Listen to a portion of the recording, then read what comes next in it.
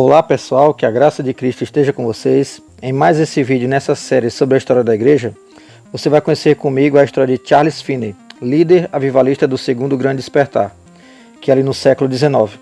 Conheça a história do grande evangelista, e avivalista também, dos Estados Unidos no segundo grande despertar. Então é um grande personagem e marcante, principalmente para a ala avivalista pentecostal.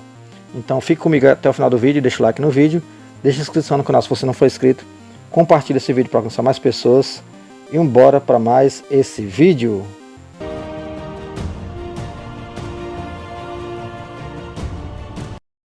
Então você vai conhecer a história de Charles Finney.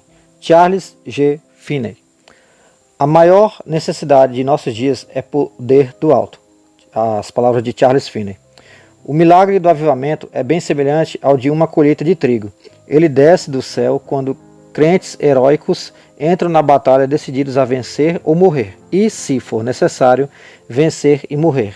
O reino dos céus é tomado por esforço, e os que se esforçam se apoderam dele. Charles Finney. Foi outra citação dele. Charles Grandison Finney nasceu no dia 29 de agosto de 1792, um ano após o falecimento de John Wesley, um dado interessante, na cidade de Warren, no estado de Connecticut, Estados Unidos. A sua família não era religiosa e o jovem Finney foi criado sem nenhuma formação cristã. Aos 26 anos, ele começou a trabalhar num escritório de advocacia na cidade de Adams e frequentou uma igreja, apesar de achar que as orações daqueles crentes não estavam sendo respondidas. No dia 10 de outubro de 1821, enquanto ele orava sozinho num matagal, Finney experimentou uma poderosa conversão. Mais tarde, no mesmo dia, ele foi batizado no Espírito Santo, numa experiência que ele relatou na sua autobiografia. Abre aspas. Mas assim que me virei para me sentar perto do fogo, um poderoso batismo do Espírito Santo caiu sobre mim inesperadamente. Nada esperava, tudo desconhecia daquilo que se estaria passando comigo. Nunca havia sequer imaginado que tal coisa existisse para mim. Nunca me recordo de alguma vez haver ouvido uma pequena coisa sobre tal coisa. Foi de todo uma coisa absolutamente inesperada. O Espírito Santo desceu sobre mim de maneira que mais me parecia transpassar-me e atravessar-me de todos os lados, tanto física como espiritualmente. Mais me parecia uma corrente eletrificada de ondas de amor. Passavam em e por mim, atravessando-me todo. Mas me pareciam ondas e ondas de amor em forma líquida, uma torrente de vida e amor, pois não acho outra maneira de descrever tudo aquilo que se passou comigo. Parecia-me o próprio sopro da vida vindo de Deus. Lembro-me distintamente que me parecia que esse amor soprava sobre mim, como com grandes asas. Fecha aspas. Não existem palavras que possam sequer descrever com a preciosidade e com a quantidade de amor que fora derramado em meu coração. Eu chorava de alegria profunda, urrava de amor e alegria. O meu coração muito dificilmente teria como se poder expressar de outra forma. Aquelas ondas sem fim passavam por mim, em mim, através de todo o meu ser. Recordo-me apenas de exclamar em alta voz que pereceria de amor se aquilo continuasse assim por muito mais tempo. Mas mesmo que morresse, não tinha qualquer receio de qualquer morte em mim presente. Quanto tempo permaneci neste estado de coisas não sei precisar, mas sei que muito tarde um membro do coro da igreja entrou nos escritórios para me encontrar naquele estado de coisas. Eu era então líder do coro e ele viera falar comigo sobre algo. Ele era um membro da igreja. Entrou e achou-me naquele estado de espírito, de choro e lágrimas. Perguntou-me logo se estava bem. Sr. Finney, o que se passa com o senhor? Não conseguia responder-lhe uma palavra nesse preciso momento. Perguntou-me se estava com dores ou algo assim. Recolhi todo o meu ser o mais que pude e disse-lhe que não tinha qualquer dor, mas que estava tão feliz que não conseguia viver.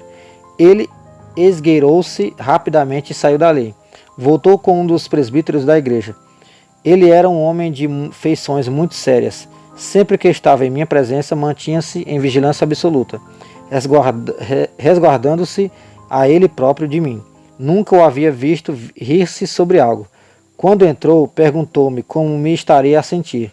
Comecei por lhe contar, mas em vez de me dizer alguma coisa, deu-lhe um ataque de riso tão grande que não tinha como impedir de se rir muito à gargalhada e bem alto do fundo do seu coração. Esse período aqui, pessoal, é importante vocês entenderem. É o período em que a visão cessacionista sobre as ações dos dons do Espírito Santo era a corrente mais forte. Essa corrente avivalista, da pegada pentecostal, dos dons agindo através dos crentes se manifestando, essa visão não era forte naquele tempo, ao contrário, era muito ridicularizada. Por isso que ele, nesse relato de Finney, esse presbítero riu quando ouviu essa situação que aconteceu com ele. A notícia da conversão de Finney espalhou-se rapidamente na cidade, e na noite seguinte ele deu seu testemunho na igreja, começando assim um avivamento naquela cidade. Abre aspas, de qualquer modo, todos foram diretos ao local das ditas reuniões de oração. Eu também me dirigi para lá de imediato. O pastor da igreja estava lá, tal como praticamente todas as pessoas da vila. Ninguém parecia com disposição para empreender a abertura da reunião. A casa estava repleta e ninguém mais cabia lá. Não esperei que alguém me convidasse para discursar e comecei desde logo a falar. Comecei por dizer que agora sabia que a religião era vinda de Deus pessoalmente. Eu nunca havia orado em público, mas logo o Sr. Gale, o pastor da igreja, tratou de remediar a questão. Assim que terminara o seu discurso, ele chamou-me a orar, o que fiz com grande liberdade de espírito e com largueza e abertura de coração. Aquela noite obtivemos uma reunião improvisada, ímpar e bela. E a partir dali, não houve noite sem reunião de oração, e isso durante muito tempo depois. A obra de Deus espalhava-se para todos os cantos e direções. Fecha aspas. Finney começou reuniões de oração com os jovens da igreja e todos foram convertidos.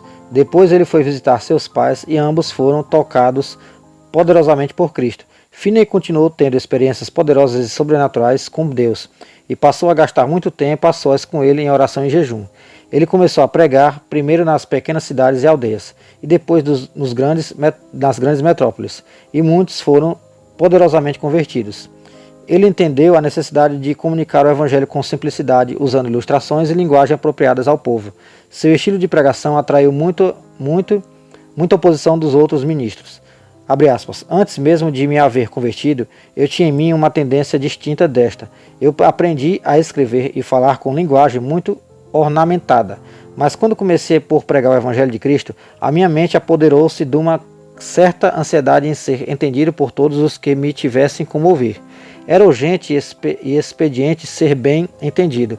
Estudei vigorosamente para encontrar e descobrir meios de persuasão que não fossem nem vulgares nem vulgarizados, mas também os quais fossem bem assimilados e que explanassem todos os meus pensamentos com a maior das simplicidades de linguagem, pois o alvo era ser entendido, salvar e não aceito pela opinião pública. Esta maneira de ser e estar no púlpito era opostamente agressiva à ideia comum entre o meio ministerial e as noções de altura, pois não aceitavam esta nova maneira de empreender e viver as verdades. A respeito das muitas ilustrações das quais fazia uso, muitos me perguntavam, por que não ilustra as coisas através dos eventos históricos sociais de uma maneira mais dignificante? Ao que eu respondia sempre que, quando trazia uma ilustração que ocupava as mentes das pessoas, então elas nunca davam nem a devida atenção, nem a importância à verdade que essas ilustrações pretendiam encerrar e implantar nos corações e nas vidas pessoais de cada um que me ouvia. Eu não tinha como objetivo que se lembrassem da ilustração nem de mim, mas sim da verdade da ilustração contida em si e em mim. Lembrando, pessoal, que essa questão de ilustração, essa forma que ele está explicando aqui, como ele estava persuadindo e pregando, é a forma como naquela época do século XIX eles discursavam e como eles se manifestavam, né? Então talvez fique um pouco confuso para alguns de vocês que estiverem ouvindo isso. Só recapitulando o que eu falei anteriormente, é a cultura do século XIX, a forma de argumentar, de falar, a oratória da forma de pregar daquele tempo, não que é diferente do nosso tempo, do século XXI. Numa vila perto da cidade de Antwerp, Finney pregou ao povo reunido na escola, e sua pregação foi interrompida por um grande mover do Espírito Santo. Abre aspas. Falei-lhes durante algum tempo, mas 15 minutos depois de estar a falar sobre a sua responsabilidade pessoal diante de Deus, constrangendo-os ao arrependimento, de repente uma seriedade abismal apoderou-se daqueles rostos antes irados, uma solenidade fora do comum, fora do vulgar. Logo de seguida, todas as pessoas começaram a cair nos seus joelhos e em todas as direções, como que caindo dos seus assentos, clamando por misericórdia a Deus. Caso tivesse uma espada em minha mão, nada de igual havia de conseguir com efeitos parecidos e tão devastadores. Parecia que toda a congregação estava ou de joelhos ou prostrados com o nariz no chão, gritando por misericórdia logo ali. Numa questão de 2 minutos, toda aquela congregação estaria de joelhos a clamar. Cada um orava por si próprio, aqueles que tinham como falar. Então, vocês estão vendo, isso aqui, pessoal, é uma amostra daqueles avivamentos que estavam acontecendo no século XIX, que é o chamado Segundo Grande Despertar, através da vida do pregador Finney, né, Charles Finney. A manifestação, a contrição, o quebrantamento de coração, de alma, né, daquelas pessoas que estavam enrijecidas ou nos seus pecados ou naquela vida religiosa litúrgica, fria, mecanizada. É óbvio que tive de parar com a pregação, já que ninguém me prestava mais atenção. Eu olhei e vi aquele velhinho que me endereçou o convite para pregar ali, sentado a meio da sala, olhando à sua volta muito perplexo, muito atônito com tudo aquilo. Levantei a minha voz muito alto, quase gritando para que me ouvisse e perguntei-lhe se sabia orar. Ele de imediato caiu de joelhos e implorou por aquelas almas em agonia, entre a vida eterna e a morte. A sua voz era forte e todo o seu coração estava sendo derramado diante do Criador do mundo. Ninguém o ouvia, ninguém ali prestava qualquer atenção às suas palavras. Logo comecei a falar com algumas pessoas que clamavam assustadamente a Deus para que me ouvissem e prestassem atenção. Eu dizia: olhem, ainda não estão no inferno. Deixe-me assinalar-vos o caminho para Cristo. Por alguns instantes eu queria trazer-lhes o Evangelho, mas não conseguia a sua atenção sequer. Todo o meu coração palpitava e exultava de tal modo que me controlei com muito custo para não gritar de alegria por toda aquela visão celestial, dando glória a Deus, assim que tive como controlar meus sentimentos. Debrucei-me diante de um jovem que estava ali perto e muito atarefado, a orar por ele mesmo. Pus minha mão suavemente em seu ombro, atraindo a sua atenção e pregando-lhe Jesus ao ouvido em sussurro. Assim que captei e flechei a sua atenção para a cruz de Cristo, ele creu. Acalmou-se, aquietando-se estranhamente pensativo durante 1 minuto ou 2. Logo de seguida romper numa oração dedicada por todos aqueles aflitos, ali mesmo.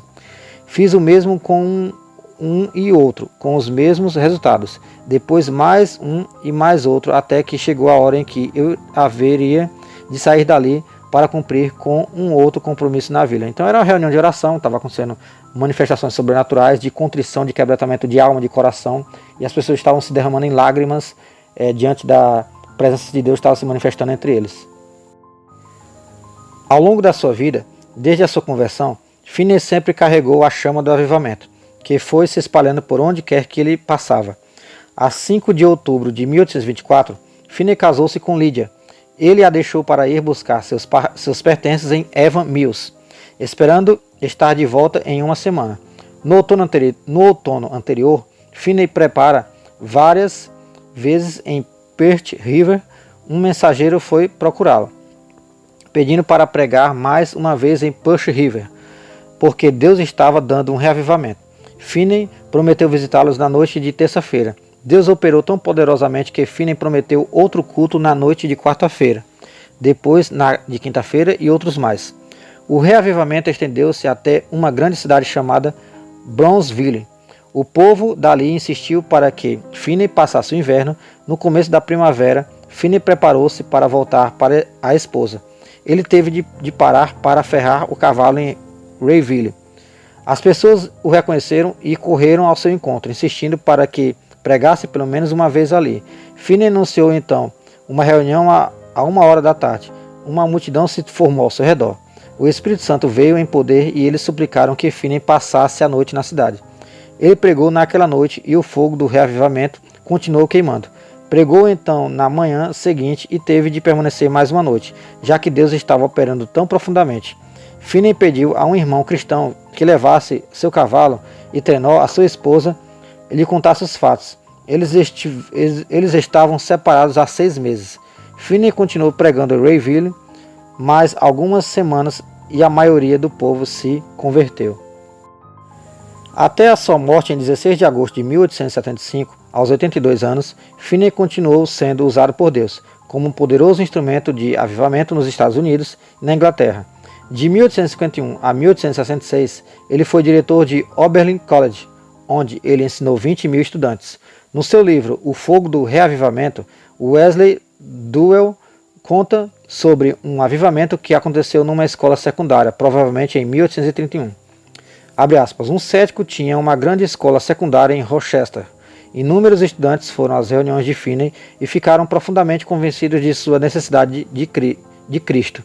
Certa manhã, depois de as reuniões terem continuado por 2 semanas, o diretor encontrou tantos alunos chorando por causa dos seus pecados que mandou buscar Finney para instruí-los. Finney atendeu o diretor e quase todos os alunos foram convertidos. Mais de 40 estudantes do sexo masculino e vários do sexo feminino vieram a tornar-se mais tarde ministros e missionários. Fecha aspas. E falando sobre este avivamento na cidade de Rochester, Wesley Duell resumiu, abre aspas, ano mais tarde, o Dr. Henry Ward Beecher, ao comentar esse poderoso reavivamento e seus resultados, declarou, essa foi a maior obra de Deus e o maior reavivamento da religião que o mundo já viu em prazo tão curto. Calcula-se que 100 mil indivíduos se uniram às igrejas como resultado desse enorme reavivamento. No período entre 1831 e 1835, mais de 200 mil foram convertidas. De acordo com o promotor de Rochester, o avivamento naquela cidade resultou numa diminuição de 2/3 no índice de criminalidade. Ou seja, pessoal, a questão do avivamento que está ligado à conversão, né, à vida, a manifestação da vida de Cristo na vida da pessoa, né, do Espírito Santo na vida daquele que se salva, impacta na sociedade, na cultura, nos meios, em todas as áreas da sociedade. Inclusive, né, na diminuição da criminalidade, automaticamente, né, que as pessoas se convertem e mudam de vida. Mesmo com a população da cidade triplicando depois do avivamento. Finney foi instrumento no grande avivamento de 1857 a 1858 dos grupos de oração, que espalhou-se por 10 mil cidades e municípios, resultando na conversão de pelo menos 1 milhão de pessoas. Somente entre janeiro e abril de 1858, 100 mil pessoas foram salvas nestas reuniões de oração ao meio-dia. É um artigo por pastor Paul David Cool. Está em www.avivamentojá.com. Você pode conferir lá esse artigo. Então é isso, pessoal. Aí está as informações desse artigo, desse vídeo aqui. Vai estar nesse artigo, você pode ver logo aí embaixo, por Paul David Cool. Então, espero que você tenha gostado desse vídeo. Esse aqui é um pequeno relato do ministério de Charles Finney. Foi um grande avivalista, um grande evangelista, responsável pela conversão de, segundo os dados, pelo menos 1 milhão de pessoas. Ele alcançou multidões, ele influenciou muitos outros pregadores que vieram depois dele, tanto na época dele, no século em que ele viveu, como depois. É considerado um dos grandes avivalistas que começou a fazer o tal do apelo. Não que ele começou, mas ele foi o que popularizou o apelo público as pessoas se converterem e virem à frente. Vou falar em outros vídeos sobre isso. Então eu espero que você tenha gostado do vídeo. Deixa o like no vídeo, deixa a inscrição no canal se você não for inscrito. Compartilha esse vídeo para alcançar mais pessoas. Deixa o teu comentário também no canal e nesse vídeo, para saber o que você está achando desse vídeo, dessa série, da história da igreja. E não se esqueça, somos um em Cristo e fica com Deus.